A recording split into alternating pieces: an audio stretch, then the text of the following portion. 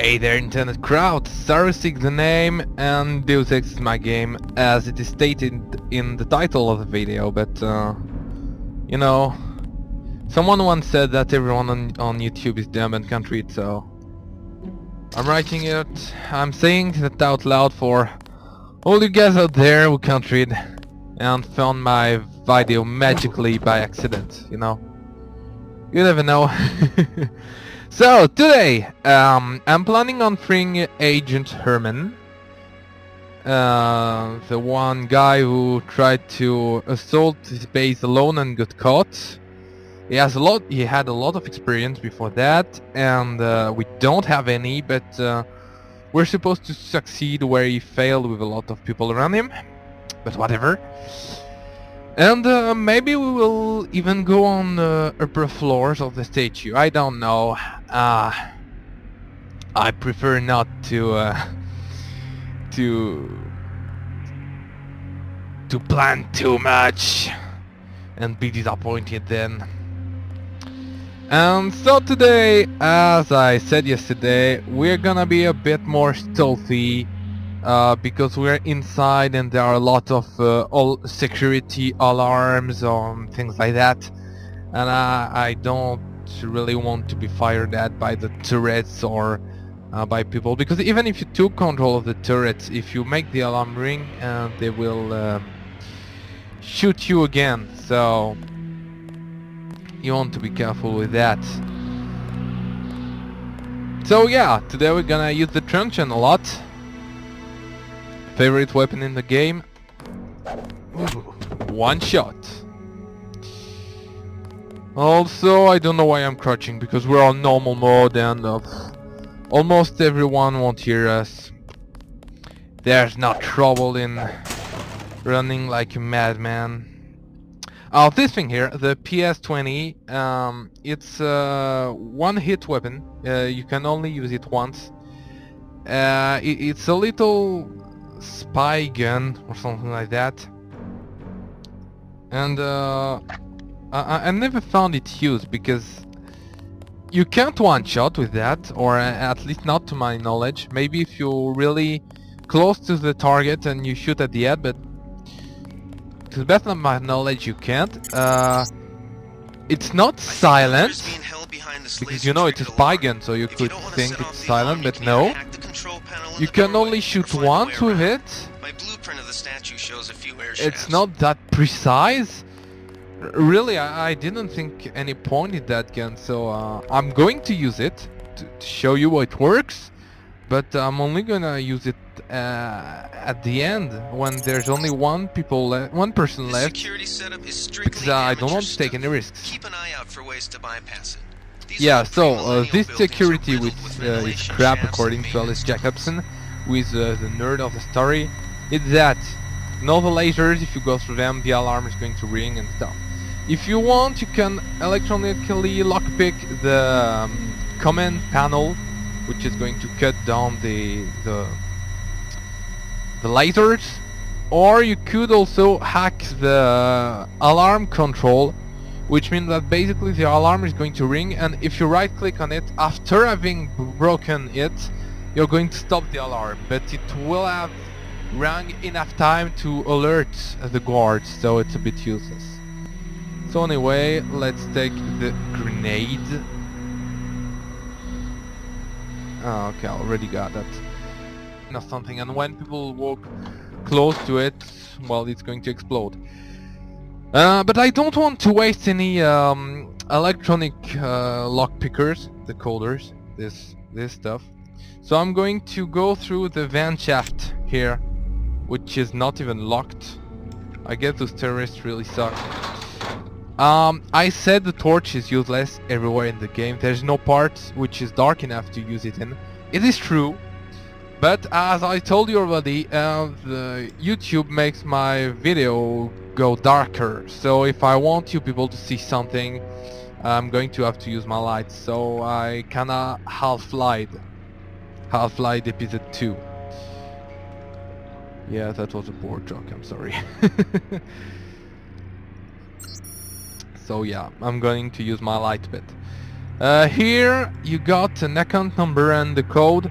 That's to use on the money. There are money machines a bit around where you can withdraw money. Sadly, you don't have an account yourself, but you can hack the machine with the IT skill, or you can pick up accounts of people, their login and the password, and basically you can take money from people that you don't even know, who are not terrorists, but you know, you just feel like stealing money from them. Yeah, you're that good in the game. By the way, you can never take a lot of money because this money machine, they only have a limited amount of credits in them, so you can't steal more than what's in the machine. Yeah, by the way, in this game the money is the credits, and it's displayed here, the number of credits you are in your inventory. I noticed it really late in the game, and it's made me go in a lot of trouble situations where I was wondering, hey, do I have enough money? Did I get enough money from that? Did I get money? I never knew what to look, so I'm telling you, it's here. Okay, so here it's a bit tricky because there are two guards. Yeah, they're around this pillar basically, and every one of them is going in a different direction, so you don't want to be trapped. So I'm going to wait for one of them to go back in here, and I will get the other one. Okay, let's go. Oh la di da di da di da. I don't know in what direction it's going to go, so okay. I think. Crap. Yeah, you can run around if you want. They're completely deaf in easy mode.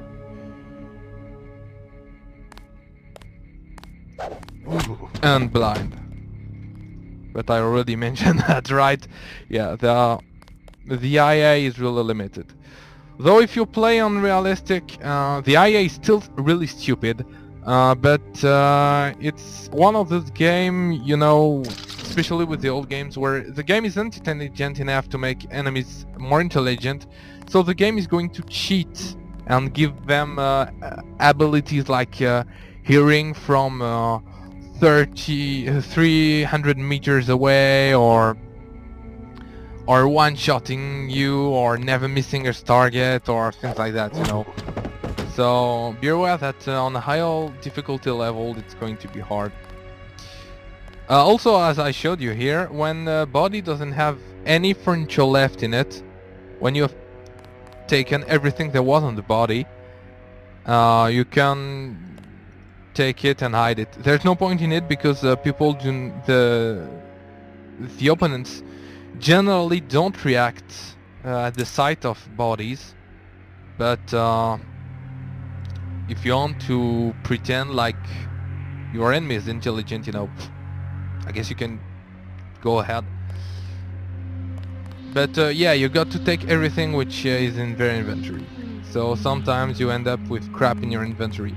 But by the way, when, for example, they have a knife, which is a weapon that I never use, but and that you already have a knife in your inventory, it's not going to tell you that you have to throw the knife you already have to pick the other one. No, it's going to automatically make one of the knives disappear and the other appear in your inventory. So that's kind of okay. Okay, so the last guard of this area is sitting right here, and there's a camera right here. You can take him down with a truncheon, but there's a very specific angle to shoot at by looking down. It's a bit difficult. Instead, because it's the last guard of the area, but he's going to be hurt, he's going to try to go and set the alarm on the alarm controller I showed you earlier. So I guess it's a good time to display the PS20 and show you how useless it is. Yay! It didn't even kill him. It's long to change your weapon, and you got burned in the process, and the alarm gone on. Really, the P20, PS20, you don't want it. Don't use it. It sucks.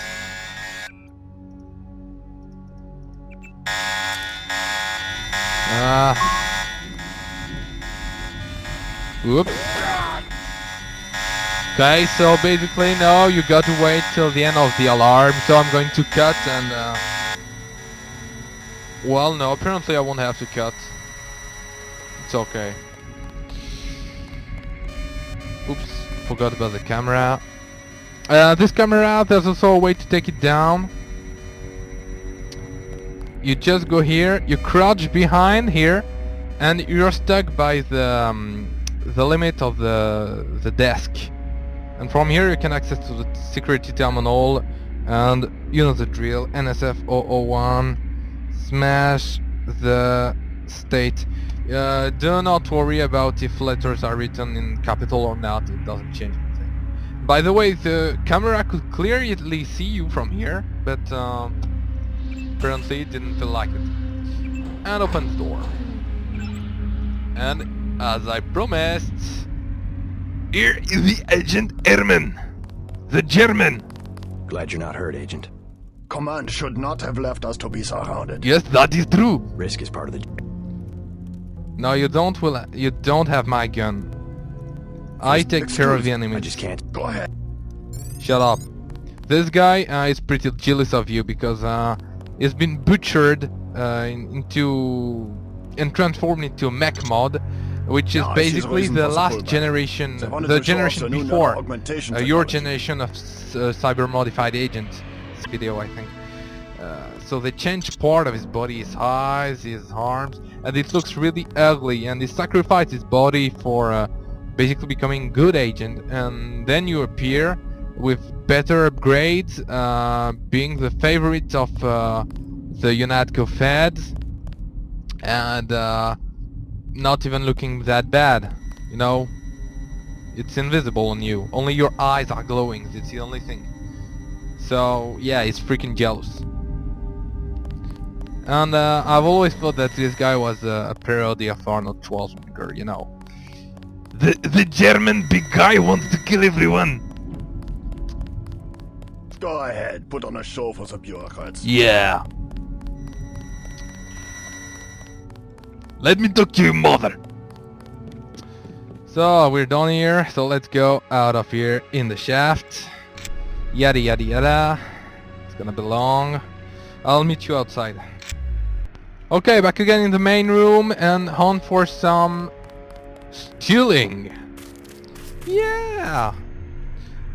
Morally ambiguous game. So let's take a look at the code. It's 230023 and 4558. 230023 4558. And you can steal 200 credits. Be careful, every violation of the system will be followed by immediate, I don't know how to say that in English, but basically they're saying that if they spot you, they will fuck you in the ass. Luckily I wasn't spotted because you know I'm a good agent. I was trained to steal.